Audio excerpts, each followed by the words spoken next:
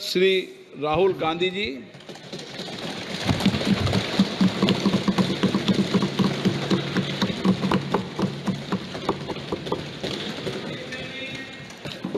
Thank you, Honorable Speaker, for the opportunity.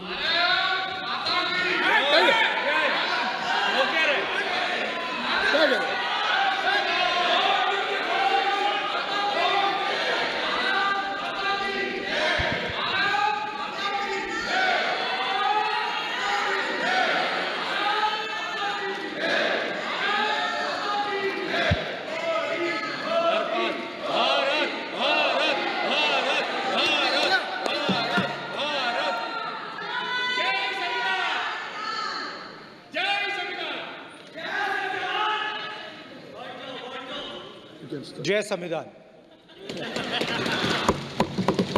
Copy है उसकी?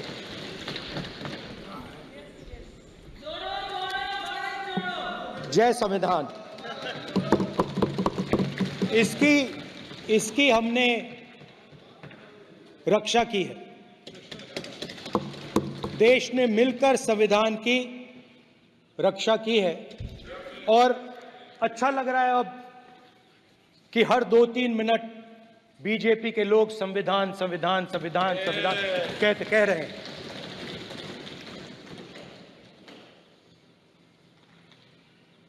Speaker sir, for the last 10 years, there has been a systematic attack on the Constitution, on the idea of India, and on anybody who opposed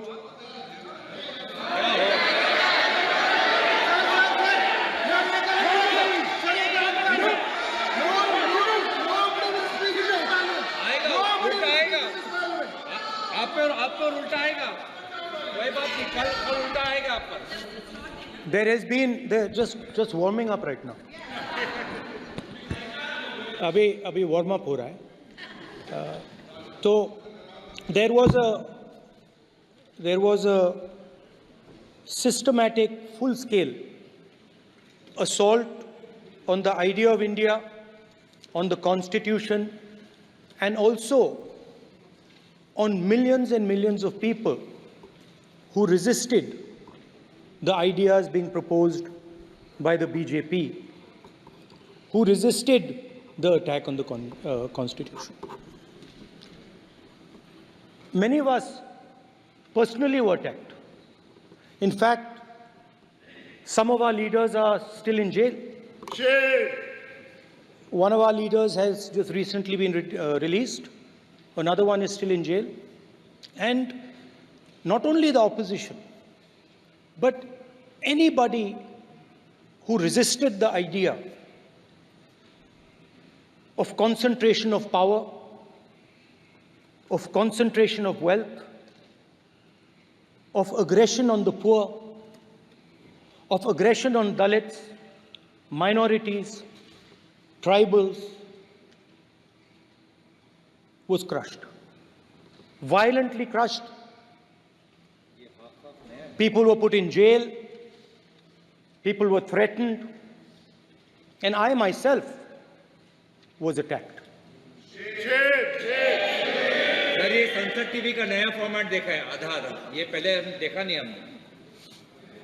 I myself was attacked by order of the government of India,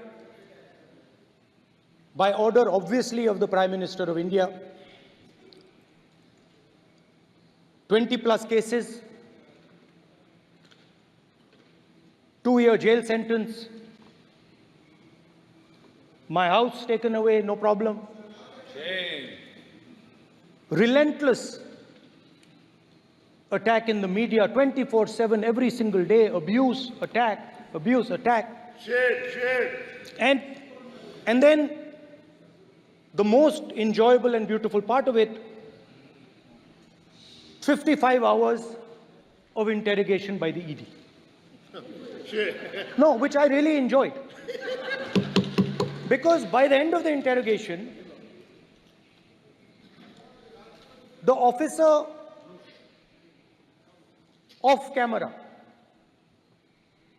he switched off the camera and then he asked me, Rahul ji, you've been sitting here 55 hours. आप पत्थर जैसे हो, आप हिलते क्यों नहीं हो? मुझसे सवाल पूछा उसने.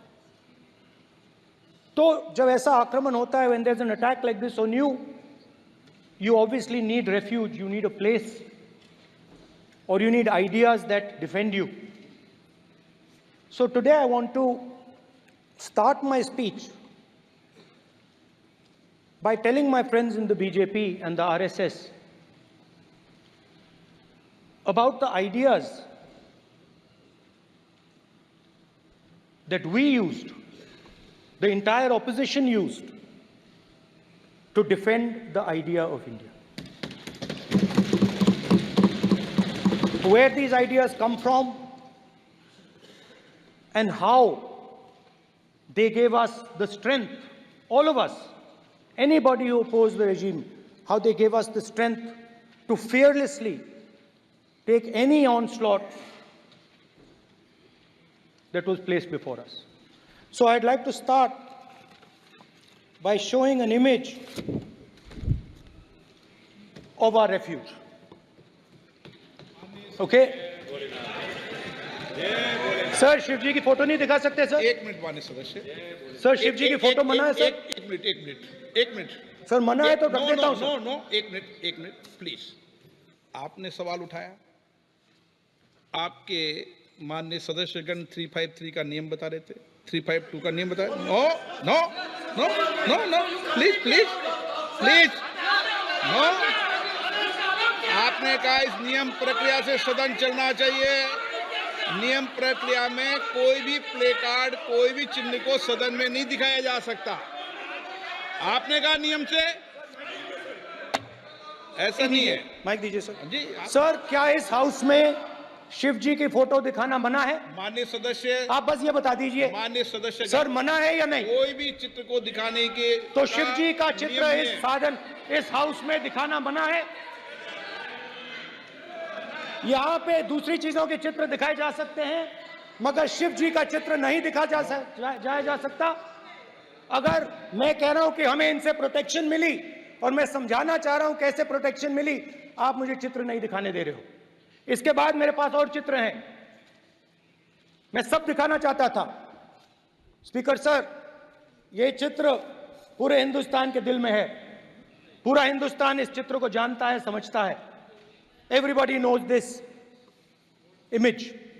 Speaker sir, why I got this image is because there are certain ideas in this image that we defend, that the opposition defends. The first idea in the image that we defend is the idea of confronting our fear, of never being scared. That idea is represented in this image, which you are not allowing me to show, by a snake that is placed right near the neck of Shivji.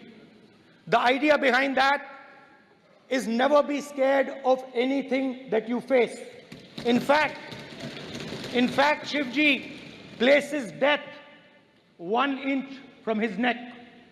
And that is the spirit with which we fought when we were in the opposition. From this idea of resisting, we are still in the opposition, I know. I know that. And I'm happy and proud to be in the opposition.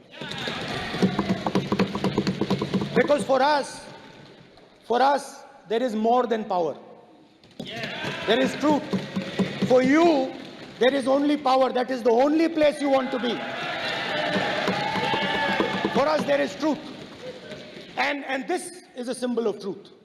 So when Shivji places the snake near his neck, what he is saying is, I will accept the truth and I will not back down from the truth, and that is what we have said. After that, a new idea emerges. And of course, I cannot show Shivji's picture, but all of you know it. Behind the left shoulder of Shivji is the Trishul. Now, I would like you to understand that there is a reason that the Trishul, a weapon, has been placed behind the left shoulder. The Trishul is not a symbol of violence. It is a symbol of non-violence, and that is why it is placed in a place where Shiva cannot reach it with his right hand. If it was a symbol of violence, it would have been held in his right hand like this. It is a symbol of non-violence. That is why it is placed behind his left shoulder. When we fought the BJP, we were not violent. When we defended the truth, there was not an ounce of violence in us. Now, there is a third idea, and a very powerful idea that emerges from the idea of truth, courage, and non-violence. And that idea, of course, it is a symbol that many of you hate, but that idea is the Abhay Mudra, the symbol of the Congress Party, which, as you can see, is also in this image. And Jai Mahadev. And what that Rajnath Singh ji is looking very surprised. And what that Abhay Mudra shows, it is the next step of the evolution of the idea of facing the truth, fearlessness, and ahimsa. Satya and ahimsa, as Mahatma Gandhi ji used to say. And the Abhay Mudra is the idea that it is not good enough to just keep this internal. It is not good enough to not be scared. It is not good enough to use non-violence. It is also important that you make others not scared, that you help others become fearless, that you help others become non-violent. So in a sense, the Abhay Mudra is a projection from Shivji to the rest of the world about these two ideas. Of course, these two ideas were used by us, all of us, when we fought the British. And they were put forth by Mahatma Gandhi. The Prime Minister, of course, who has a direct connection with God, speaks directly to God. Yes, the Paramatma speaks to Modi ji's Atma directly.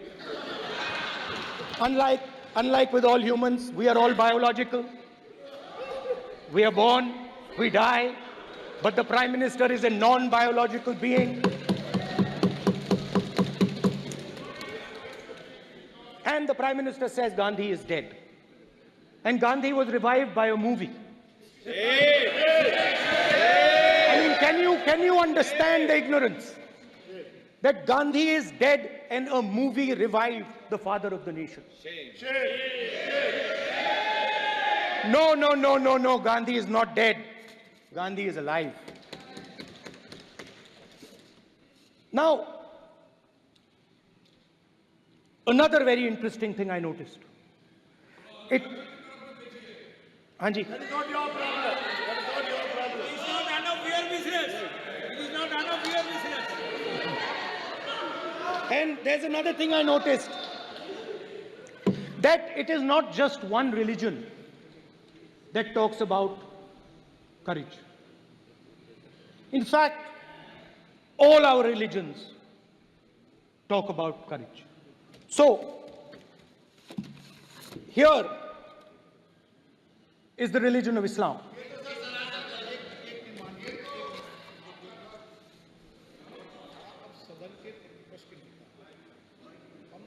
आपसे ये अपेक्षा ठीक है, मैं दिखाऊंगा नहीं sir, कैसे करूं? मैं समझाना चाहता हूं, वो समझा नहीं पा रहा हूं। सब समझदार हैं यहाँ पर, सब चुनकर आते हैं। सर, जनता बात ने नहीं बन सबको रही। चुनकर भेजा है। मजा नहीं आ रहा है। जनता ने सबको चुनकर भेजा, आप एड्रेस करें। जनता अब ने सबको कांग्रेस चुनकर पार्टी ने शिवजी की फोटो दिखा दी है, गुस्सा हो गए। अब देखिए, प्लीज मान्य चाहते हैं कि सदस्य, सिर्फ ये दिखा प्लीज पाएं। मान्य सदस्य आप तो इस्लाम में भी कहा गया है, मैं पढ़ता हूं। एड्रेस इधर करें, He said, एड्रेस इधर करें मान्य सदस्य। हाँ जी, सॉरी, इस्लाम में भी लिखा गया है, कुरान में,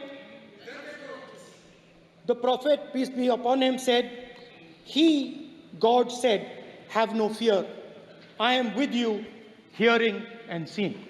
मतलब इस्लाम में भी कहा गया है कि डरना नहीं है। और जब इस्लाम में दुआ मांगी जाती है तो दोनों हाथ से, दाएं हाथ से अभय मुद्रा दिखाई देता है। उसके बाद गुरु नानक जी की ओर चलते हैं।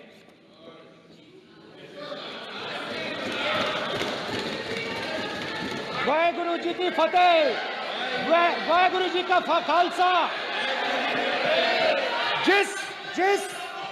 जिस धर्म पर आप हर रोज आक्रमण करते हो,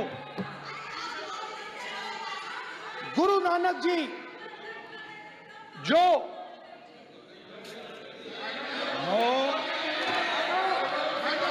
प्लीज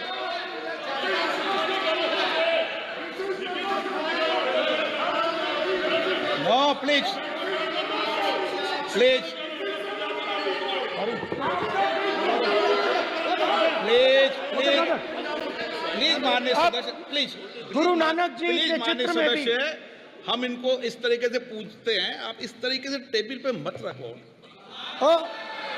सर कहाँ रखूं सर? तरीका ठीक सर कहाँ नहीं रखूं? है। यहाँ रख दूं सर? आप यहाँ मत यहाँ रख रखो। देता हूं सर।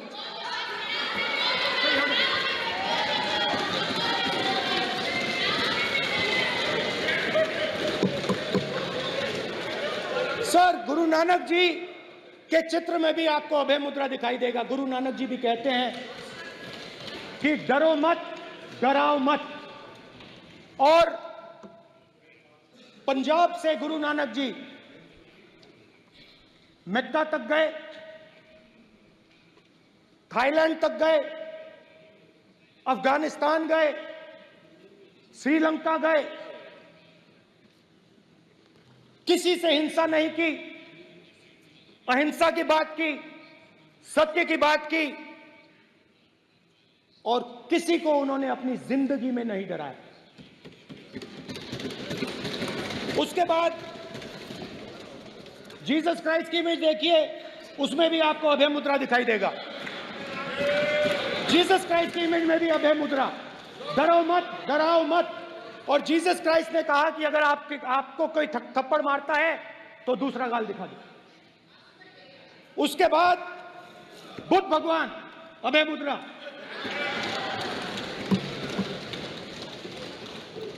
डरो मत, डराओ मत, अहिंसा। मतलब, और अंत में महावीर, डरो मत, डराओ मत, अभय मुद्रा। मतलब हिंदुस्तान के इतिहास में 3 फाउंडेशनल आइडियाज हैं।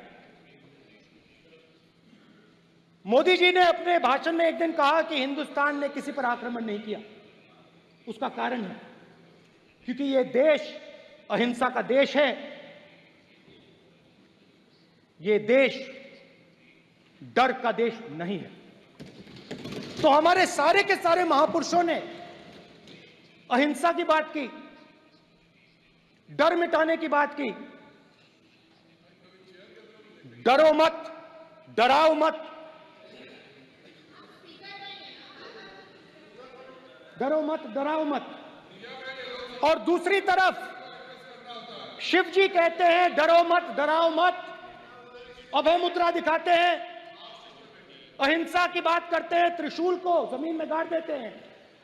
और जो लोग अपने आप को हिंदू कहते हैं वो 24 घंटा हिंसा, हिंसा, हिंसा, नफरत, नफरत, नफरत, असत्य, सत्य, असत्य।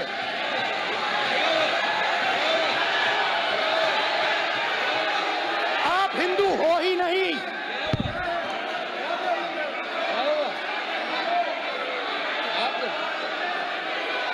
Just get me that picture of Shiva. I'm inside because of it. Hindu धर्म में साफ लिखा है, सत्य के साथ खड़ा होना चाहिए, सत्य से पीछे नहीं हटना चाहिए, सत्य से नहीं डरना चाहिए।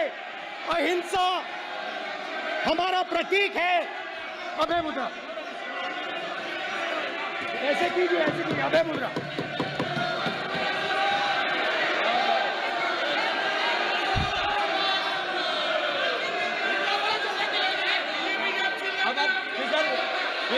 नहीं आएगा। Then Prime Minister will not speak. Then Prime Minister will If you are doing this, it will repeat again. भाई भाई भाई माननीय ये आप बात समझिए, आप बात समझिए। ये इसलिए चिल्ला रहे हैं क्योंकि तीर जाके दिल में लगा है, दिल में जाके तीर लगा है, इसलिए ये चिल्ला रहे हैं। देखो चुप हो गए, देखिए स्पीकर साहब चुप हो गए सब।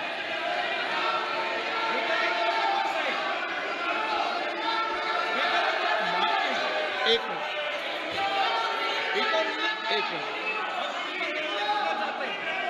माननीय आप प्रतिपक्ष के नेता हैं, किसी की भावनाओं को ठेस नहीं पहुंचे सर मुझे चर्चा बोलने में दीजिए। ध्यान रखना चाहिए। ये जो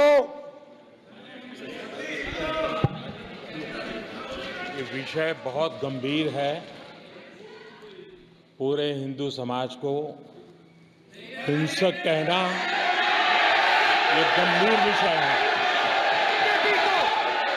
बीजेपी को आपको नहीं, नरेंद्र मोदी जी पूरा हिंदू समाज नहीं है, बीजेपी पूरा हिंदू समाज नहीं है, आरएसएस पूरा हिंदू समाज नहीं है।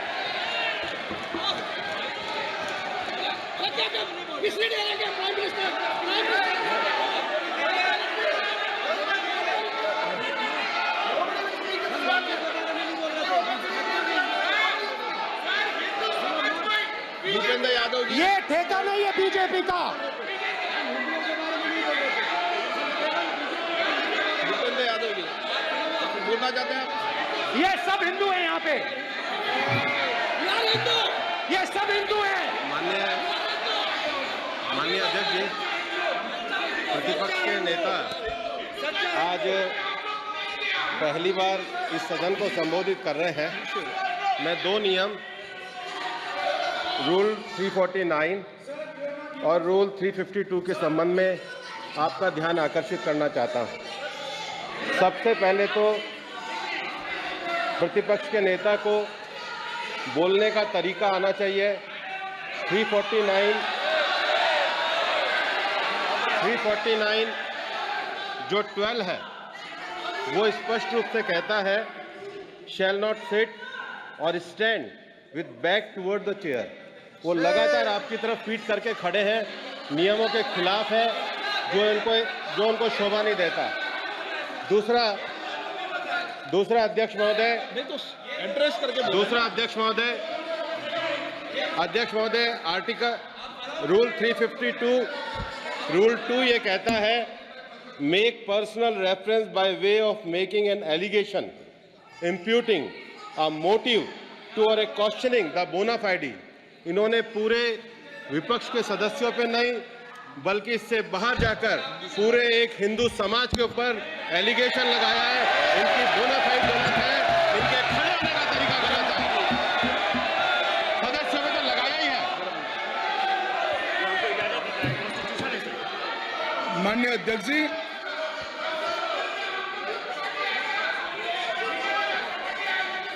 गृह मंत्री जी, नो आप डिबेट में गृह मंत्री जी।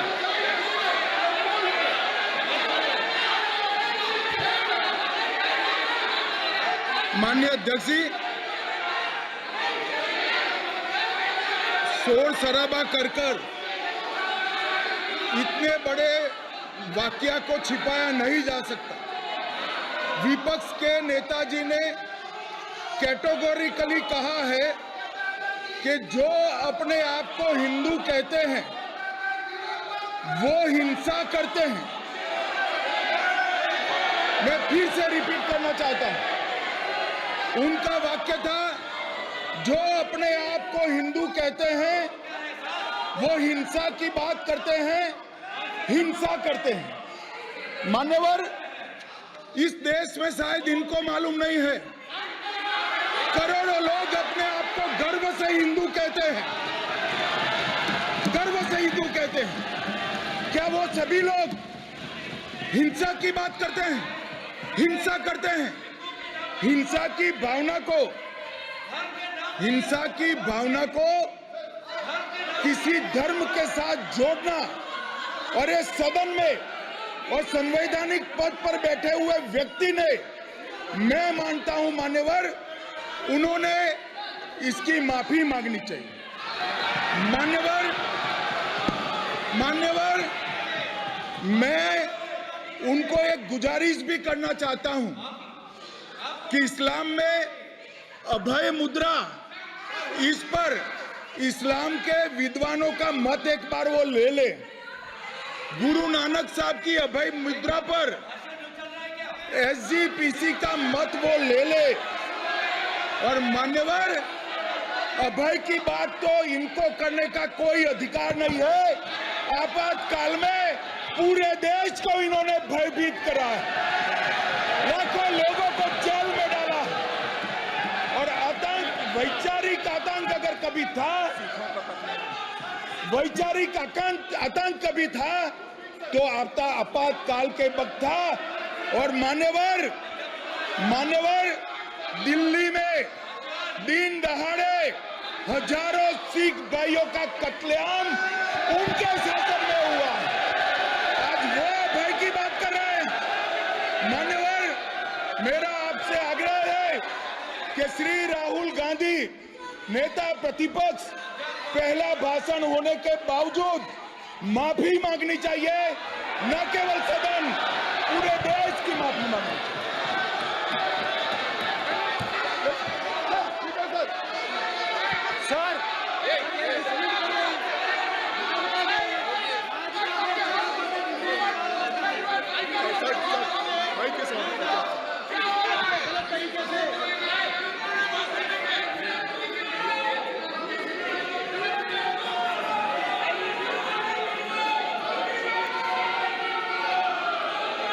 स्पीकर सर, क्या अध्यक्ष में देखो कोई राय नहीं आएगा आपकी तरफ से, तो कल प्रधानमंत्री मोदी जी के तरफ में भी सर आप ऐसे रहिए sir. I'm not going to speak until they're quiet.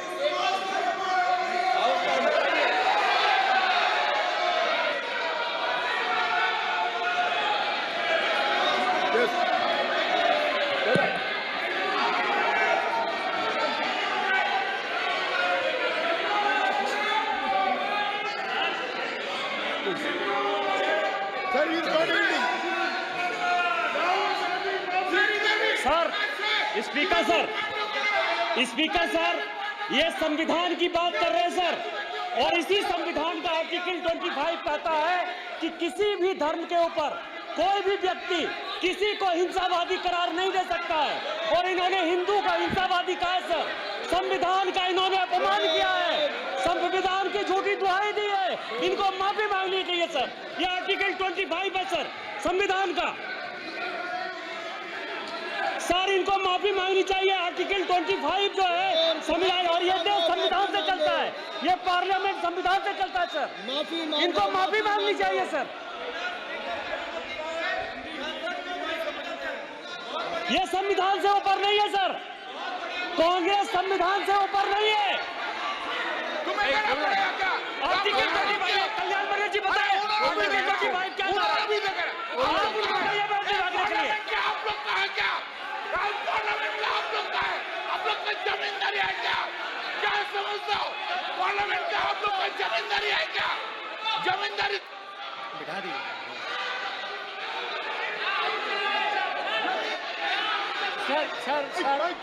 Sir, speaker sir, माने प्लीज एक मिनट देता हूं मैं आपको। हिंदू धर्म कहता है, एक मिनट प्लीज, माने सदस्य प्लीज, मान्य प्लीज एक मिनट प्लीज। माननीय सदस्यगण, ये सदन की एक मिनट मैं दूंगा, अलाउ करूंगा आपको।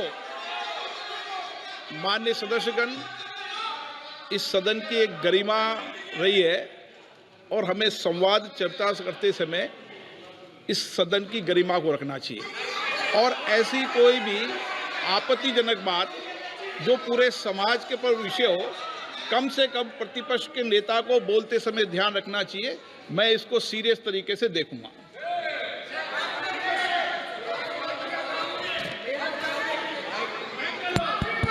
सर, अगर आप हिंदू धर्म के जो महापुरुष हैं, महापुरुष छोड़िए, अगर आप शिव जी को देखें तो क्या हो रहा है सर?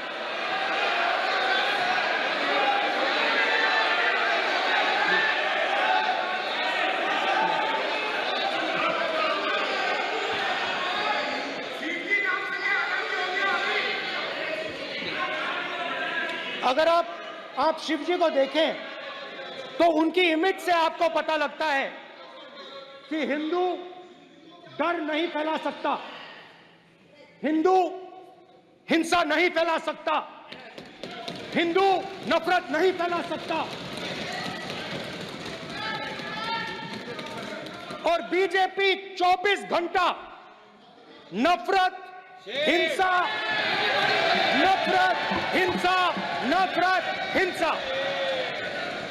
स्पीकर सर, कहां तक इन्होंने डर फैला दिया है?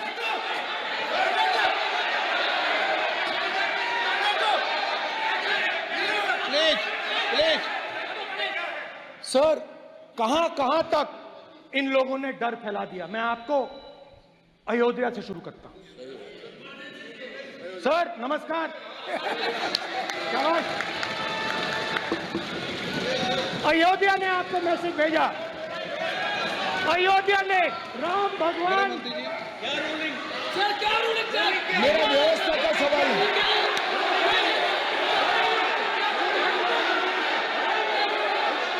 इस सदन के नियमों की पुस्तिका, इससे कुछ सदस्यों को क्या मुक्ति दे दी गई है? आपके गाइडेंस के बाद भी बार बार तस्वीर बताना, पूरे बीजेपी को हिंसा कर रही है ऐसे कहना, खड़े होकर एक दूसरे के बीच में हस्तधून करना, सारे नियम इनको लागू नहीं होते हैं। नियम मालूम नहीं है तो ट्यूशन रख ले साहब। सदन इस तरह से नहीं चल सकता है। ये सदन, मेरा आपसे आग्रह है कि ये सदन ऑर्डर में रहना चाहिए, नियमों के अनुसार रहना चाहिए। ये हम सभी सदस्यों का आपसे विनंती है।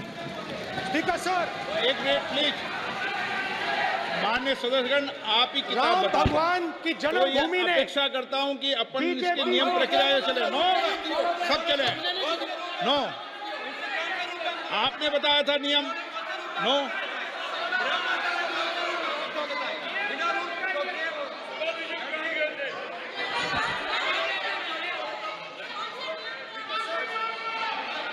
माइक दीजिए सर। हाँ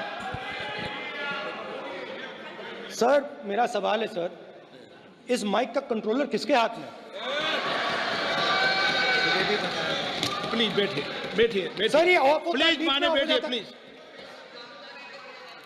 ये बार कई बार विषय उठ गई और बहुत गंभीर, और माननीय सदस्य, आप प्रतिपक्ष के नेता हैं, आप सदन के बाहर भी ये बात कहते हैं कि माइक बंद कर देते हैं।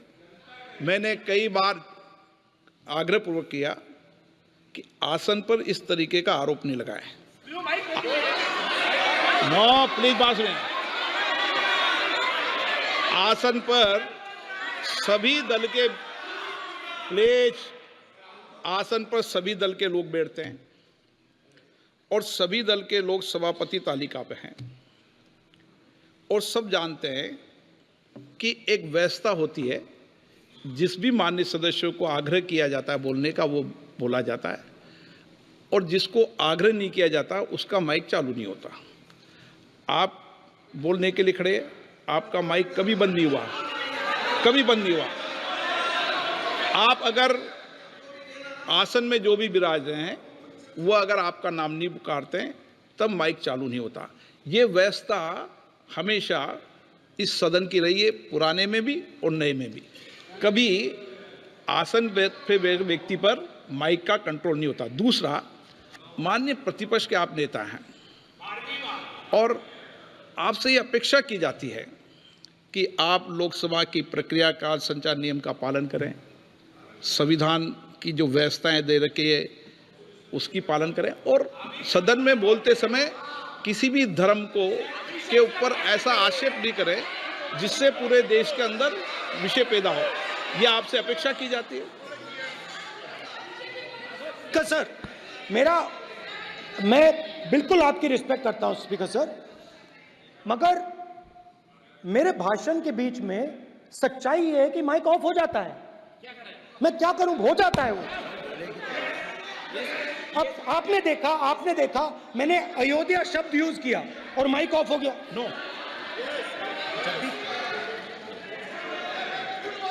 अरे ये प्रधानमंत्री मोदी जी के टाइम में आधा आधा कह रहा है क्या? तो अयोध्या ने राम भगवान की जन्मभूमि, प्लीज ब्रदर, राम भगवान की जन्मभूमि ने बीजेपी को मैसेज दिया, और ये आपके सामने मैसेज बैठे हुए हैं। मैंने इनसे पूछा, कल कॉफी पी, इनसे मैंने पूछा बताइए ये हुआ क्या। बीजेपी ने राम मंदिर का इनॉग्रेशन किया, बोलने दीजिए, राम मंदिर का इनॉग्रेशन किया। अरे भाई आप हार गए, उसको शासन करिए। नाम बोलने की कोई जरूरत नहीं है, मैं भाषण दे रहा हूं, आप नहीं दे रहे हो। मुझे बोलना है जो बोलना है, मुझे नाम लेने की कोई जरूरत नहीं, मुझे जो बोलना है मैं बोलूंगा। तो अयोध्या ने मैसेज दिया और मैंने इनसे पूछा कि हुआ क्या, और इनका जवाब आया। मैंने उनसे पूछा कि आपको कब पता लगा कि आप अयोध्या में जीत रहे हो, और आपने कहा पहले दिन से मुझे पता था। सही बात। और मैंने कहा ये क्या हुआ, उन्होंने कहा राहुल जी अयोध्या में एयरपोर्ट बना, अयोध्या की जनता से जमीन छीनी गई और आज तक उन्हें मुआवजा नहीं मिला है। उन्होंने कहा, सही बात, उन्होंने कहा कि अयोध्या में जो भी छोटे छोटे दुकानदार थे, जो भी छोटी छोटी बिल्डिंग्स थी, उन सारों को तोड़कर गिरा दिया गया और उन लोगों को सड़क पर कर दिया गया। इन्होंने यह भी कहा कि अयोध्या के इनॉग्रेशन में अयोध्या की जनता को बहुत दुख हुआ, क्योंकि इनॉग्रेशन में अदानी जी थे, अंबानी जी थे, मगर अयोध्या का कोई नहीं था। और ये कारण था कि अयोध्या की जनता में, उनके दिल में नरेंद्र मोदी जी ने भय डाल दिया। उनकी जमीन ले ली, उनके घर गिरा दिए, और फिर अयोध्या के गरीब लोगों को, किसानों को, मजदूरों को मंदिर के इनॉग्रेशन तक नहीं जाने दिया। मंदिर के इनॉग्रेशन छोड़ो, उसमें बाहर भी नहीं जाने दिया। और इसीलिए अयोध्या की जनता ने सही मैसेज भेजा। अच्छा, इन्होंने मुझे एक और बात बोली, 3 बार इन्होंने कहा कि 3 बार नरेंद्र मोदी ने टेस्ट किया, 2 बार क्या मैं अयोध्या से लड़ जाऊं, और सर्वेयर्स ने कहा अयोध्या में मत लड़ जाना, अयोध्या में मत लड़ जाना, अयोध्या की जनता हरा देगी। और इसीलिए प्रधानमंत्री वाराणसी गए और वहां बच के निकले।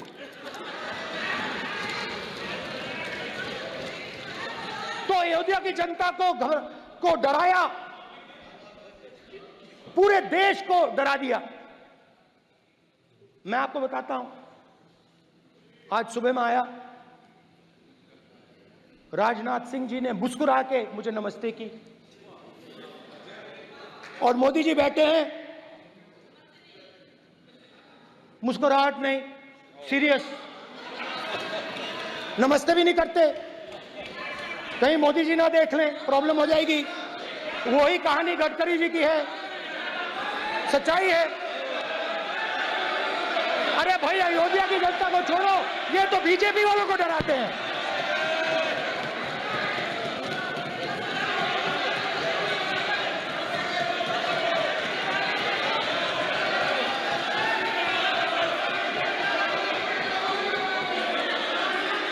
माननीय सर क्या है? माननीय एक मिनट, माननीय प्रतिपक्ष के नेता, एक मिनट, माननीय प्रतिपक्ष के नेता, आप सदन के वरिष्ठ नेता हैं। मेरा आपसे आग्रह है कि राष्ट्रपति अभिभाषण पर डिबेट हो रही है, इसकी गरिमा, राष्ट्रपति अभिभाषण की गरिमा रखे ना। ये तो अपेक्षा आपसे सब करते हैं कि आप राष्ट्रपति अभिभाषण पे बोले, नीतियां पे बोले, कार्यक्रमों में बोले। आप व्यक्तिगत रूप से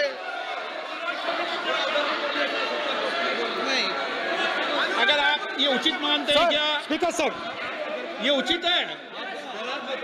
अगर आपकी पार्टी इसको स्पीकर सर, उचित मानती है तो मुझे कुछ नहीं कहना। स्पीकर सर, माननीय अध्यक्ष जी, लोकतंत्र ने और संविधान ने मुझे सिखाया है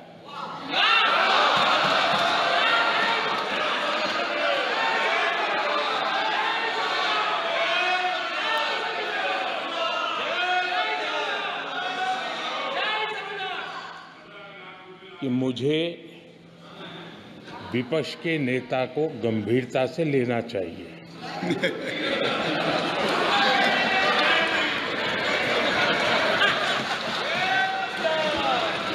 स्पीकर सर, आपने कहा कि डिबेट प्रेसिडेंट्स एड्रेस पे होनी चाहिए। ये जो मैंने किया है, अनुराग ठाकुर जी ने अयोध्या की बात की थी, अनुराग ठाकुर जी ने सनातन धर्म पर आक्रमण की बात की थी, इसीलिए मैंने ये किया है। मैं दिखाना चाहता हूं कि अयोध्या में क्या हुआ, अयोध्या की सच्चाई क्या थी। प्रेसिडेंट्स डिबेट में उन्होंने बात उठाई थी, मैंने बात बंद की। प्रधानमंत्री जी को अच्छी लगी अयोध्या के बाद अच्छी लगी, डर फैलाया और ऑपोजिशन का रिस्पांस एक साथ मिलकर भारत जोड़ो यात्रा, सारे के सारे ऑपोजिशन, पूरा देश एक साथ मिलकर कन्याकुमारी से कश्मीर तक चला। और जो आपने डर फैलाया, उसके बारे में यात्रा में बहुत कुछ सुनने को मिला। अभी तक याद है, सुबह 7 बजे 7-8 बजे की बात थी, यात्रा में चल रहे थे, एक महिला आती है, हमारे साथ चलती है, मेरा हाथ पकड़ती है और घबराई हुई सी थी। तो मैंने पूछा क्या हुआ, वो मुझे कहती है मुझे मार रहा है, मुझे मार रहा है। मैंने पूछा कौन मार रहा है, कौन मार रहा है? बेटी बचाओ, बेटी की दुविधा सुनाई नहीं दे रही, बेटी का दर्द नहीं सुनना चाहते, भारत की महिलाओं का दर्द नहीं सुनना चाहते। मैंने पूछा कौन मार रहा है, कहता है मेरा पति मार रहा है। मैंने कहा क्यों? कहती है सुबह का खाना नहीं दे पाई। मैंने कहा क्यों? खरीद नहीं पाई, महंगाई है, महंगाई है, खरीद नहीं पाई, खाना नहीं पका पाई, इसलिए मुझे मार पिट रही है। मैंने कहा बहन क्या करूं, कैसे आपकी मदद करूं? कहती हैं आप कुछ मत कीजिए, आप कुछ मत कीजिए, आप सिर्फ ये बात याद रखिए कि महंगाई के कारण हिंदुस्तान में हजारों महिलाओं को सुबह पीटा जा रहा है। उसके शब्द हैं, मेरे शब्द नहीं हैं। गैस सिलेंडर, महंगाई, तो आपने गरीबों को, महिलाओं को डराने का काम किया। शिव जी कहते हैं डरो मत, डराओ मत। आपने हिंदुस्तान की महिलाओं को महंगाई से हर रोज डराया है। कुछ दिन पहले मैं पंजाब में अग्निवीर के परिवार से मिला। सुनिए अग्निवीर के परिवार से मिला। छोटा सा घर था, छोटा सा घर था।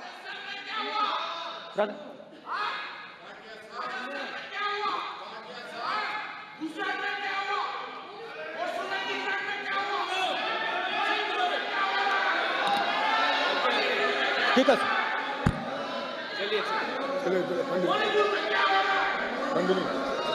छोटे से घर में अग्निवीर शहीद हुआ, लैंडमाइन ब्लास्ट में शहीद हुआ। मैं उसे शहीद कह रहा हूं, मगर हिंदुस्तान की सरकार उसे शहीद नहीं कहती। नरेंद्र मोदी उसे शहीद नहीं कहते हैं। नरेंद्र मोदी उसे अग्निवीर कहते हैं। उस घर को पेंशन नहीं मिलेगी, उस घर को कॉम्पनसेशन नहीं मिलेगी, शहीद का दर्जा नहीं मिलेगा। और बेचारे बैठे हुए थे, 3 बहनें थी, एक साथ बैठी हुई थी, रो रही थी। आम जवान को पेंशन मिलेगी, जरूर दुख होगा, मगर हिंदुस्तान की सरकार आम जवान की मदद करेगी। मगर अग्निवीर को जवान नहीं कहा जा सकता। अग्निवीर यूज एंड थ्रो मजदूर है। और आप उससे कहते हो, उसको आप 6 महीने की ट्रेनिंग देते हो, 6 महीने की ट्रेनिंग देते हो। दूसरी तरफ चाइना के जवान को 5 साल की ट्रेनिंग मिलती है। राइफल लेकर उसके सामने खड़ा कर देते हो, उसके दिल में भय पैदा करते हो। एक जवान और दूसरे जवान के बीच में फूट डालते हो कि एक को पेंशन मिलेगी, एक को शहीद का दर्जा मिलेगा, दूसरे को नहीं मिलेगा। और फिर अपने आप को देशभक्त कहते हो। ये कैसे देशभक्त हैं?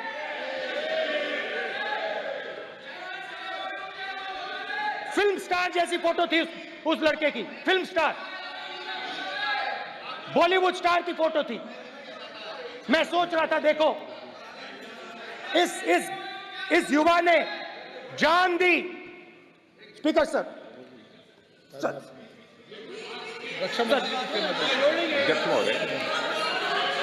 अध्यक्ष महोदय, एक आदमी सब पर भारी।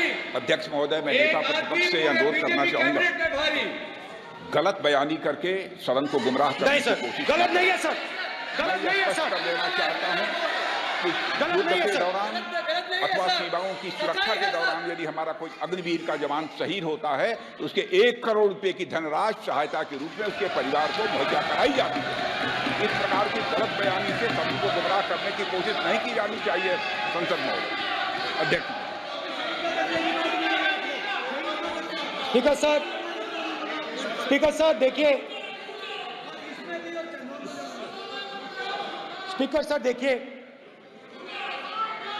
राजनाथ सिंह जी की एक राय है, मेरी एक राय है। सच्चाई अग्निवीरों को मालूम है, हमें बोलने की जरूरत नहीं है।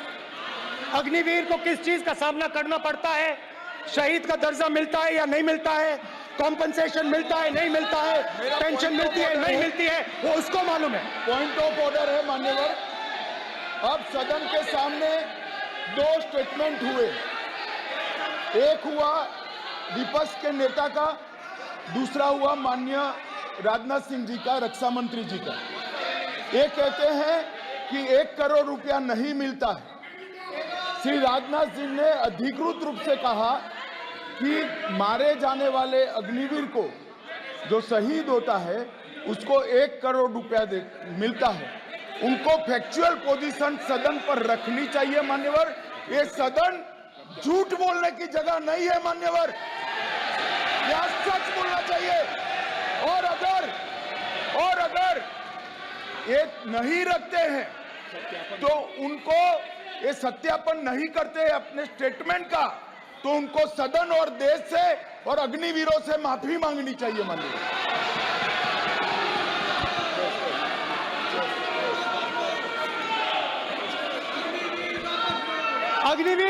अग्निवीर की सच्चाई मैंने फ्लोर ऑफ द हाउस पे रखी है और राजनाथ सिंह जी ने भी कहा है, जो रियलिटी है वो हिंदुस्तान की सेना को मालूम है, वो अग्निवीरों को मालूम है। उनके कहने से या मेरे कहने से कोई फर्क नहीं पड़ता, सच्चाई तो उनको मालूम है। उनको मालूम है सच्चाई कौन बोल रहा है।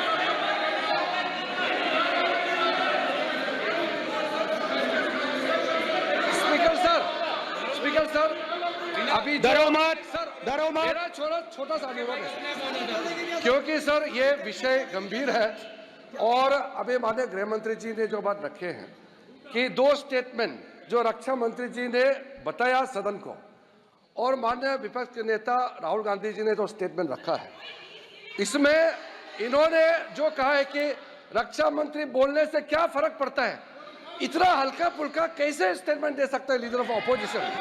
इसलिए सर इन्होंने जो बात रखा है पुष्टि करना चाहिए और हम लोग भी सर नियम के मुताबिक अपना बात रखेंगे सर।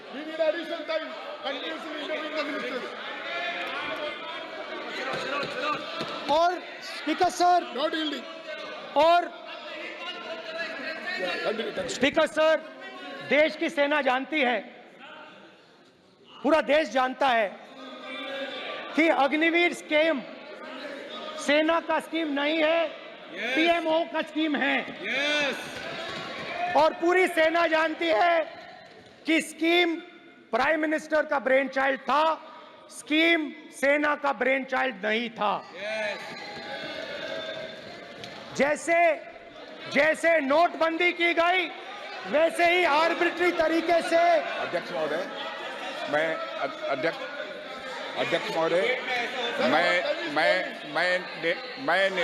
मैं नेता प्रतिपक्ष से विनम्रता पूर्वक अनुरोध करना चाहता हूं कि कृपया वह सदन को गुमराह करने की कोशिश न करें।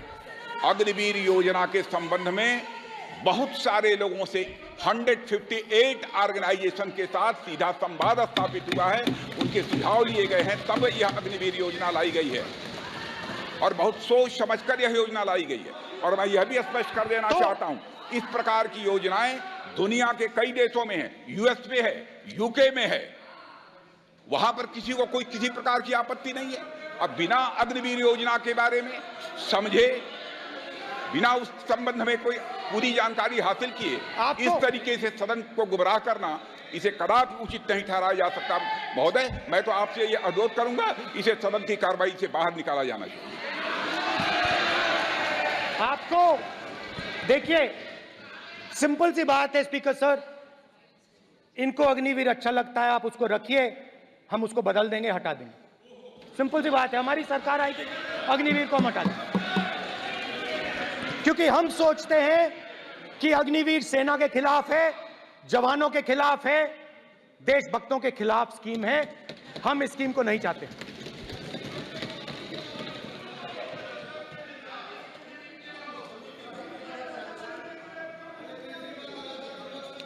My Media, the voice of India.